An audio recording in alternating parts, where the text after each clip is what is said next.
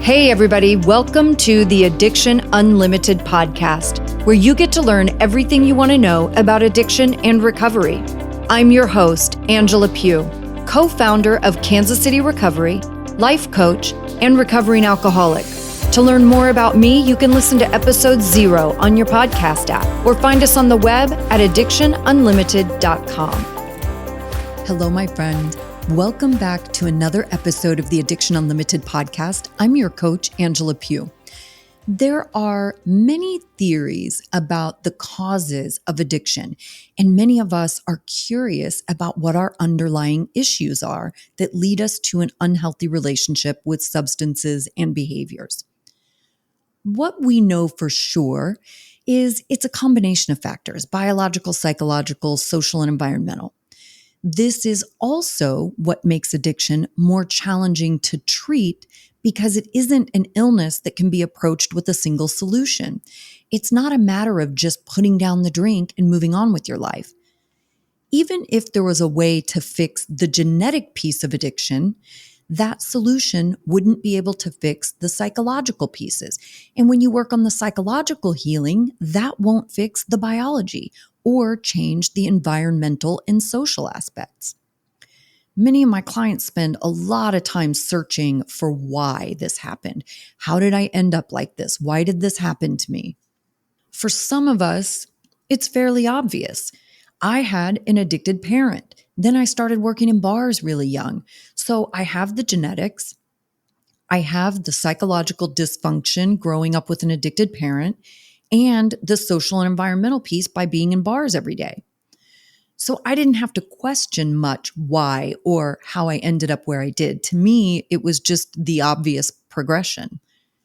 But one theory that is super interesting to me and will offer you some additional insight is attachment theory.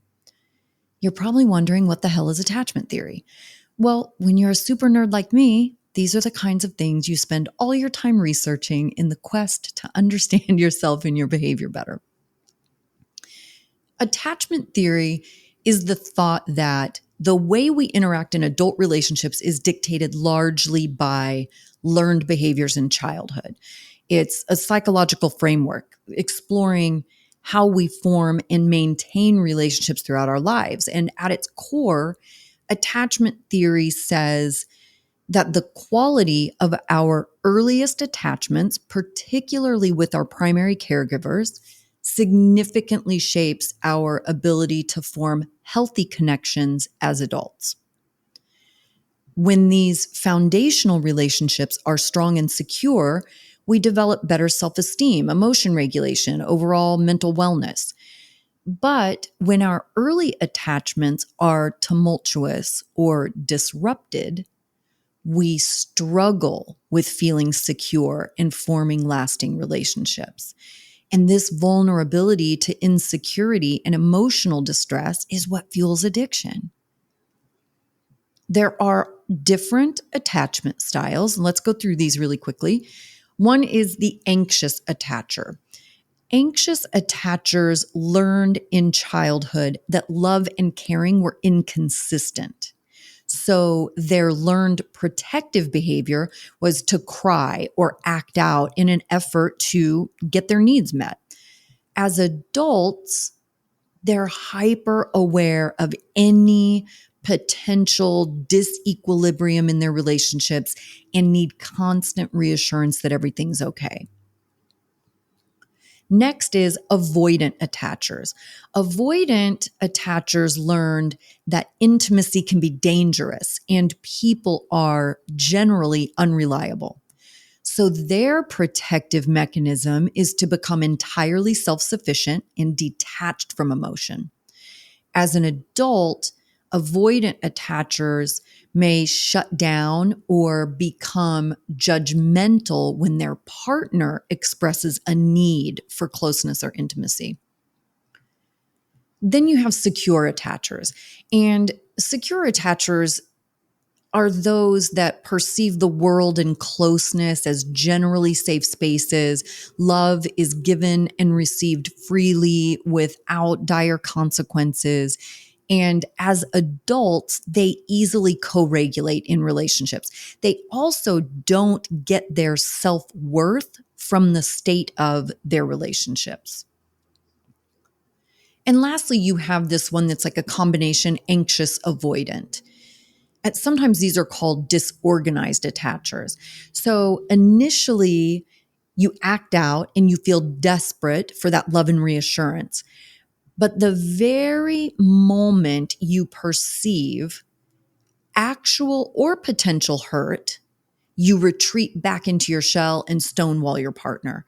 And then, of course, this leaves your partner confused, right? And unsure what's going on or what you really want. Most people are a combination of anxious, avoidant, and secure, but we have one tendency that typically takes center stage. And all the attachment styles ultimately want closeness, right? Anxious attachers are way more vocal about that, but avoidant people struggle with expressing and accepting intimacy. So, how does attachment style connect to addiction? Well, studies show that 80% of people with drug addiction have experienced some level of abuse or neglect in their childhoods. Studies also show that individuals with avoidant attachment styles are more likely to engage in substance abuse as a way of coping with emotional pain. Now, also, those with anxious attachment styles experience increased anxiety and stress, and that may lead them to substance use as a coping mechanism as well. It's always a coping mechanism. Think about this in dating and relationship life, right? For me, any relationship anxiety would turn into a drunken date night, right? Insecurity or feeling unworthy was easily silenced with a couple of glasses of wine. Feeling vulnerable or uncomfortable on a first date, a couple of drinks took it all away, right? Those of us who struggle with emotion regulation are more likely to use substances as a crutch. And those of us with insecure attachment styles, anxious or avoidant, never learned healthy emotion regulation strategies from our caregivers. So we're more likely to turn to substances as a tool to manage those intense emotions. I want to tell you about an experiment called Rat Park. In the 1970s, they did this series of studies to better understand the process of substance abuse. They studied how rats would behave in an environment when they had the choice of having water mixed with an addictive substance or plain water not mixed with an addictive substance. And what they found is almost all of the rats chose the bottle of water mixed with an addictive substance over the one without. I know you're just like me. We're all nodding our heads like now, like, yes, dude, of course, they're going to take the water with the stuff in it. Of course. But when the researchers ran the experiment again, they decided to change up the environment. This time they created Rat Park. And Rat Park had the same two bottles of water, right? One with the substance and one without. This time, though, they also had toys and they had other rats in Rat Park that they could interact with. In the Rat Park version, a very small percentage of rats opted for the drug-infused water.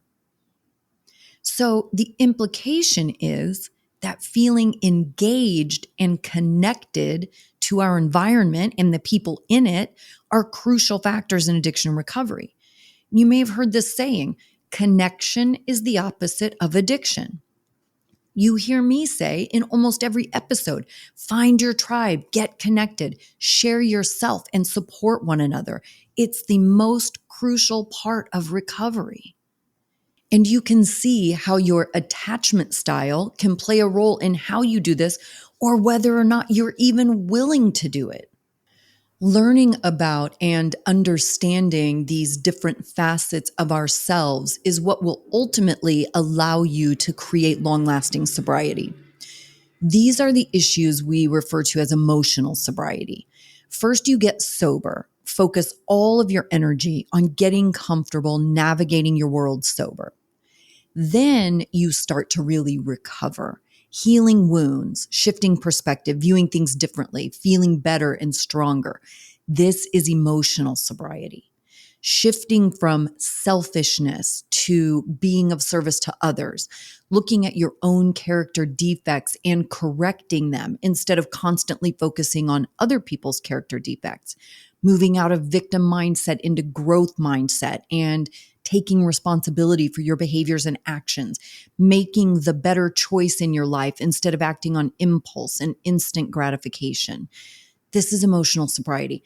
Understanding your attachment style will give you great insight on how you behave in the world and how you use substances to regulate yourself in an unhealthy way. It also gives you a starting point to understand it better and figure out how to start healing. And if you want to work with me on this and have personal guidance and support with me, I'm just a phone call away. You can go to addictionunlimited.com/call, book a call with me, see if we're a good fit to work together. addictionunlimited.com/call. I will also link that in the show notes so you have it later in case you're driving or running right now and can't get to it. addictionunlimited.com/call. I hope you're having a fantastic day, and I will see you next week. You've reached the end of another great episode of the Addiction Unlimited podcast. Candid and honest conversation about addiction and recovery. Be sure to visit us at addictionunlimited.com to join the conversation and access show notes and links to everything we talked about. Love this episode? Please take 30 seconds to subscribe, rate, and review on iTunes to help us improve and give you the information you want. Thanks for listening. See you next week.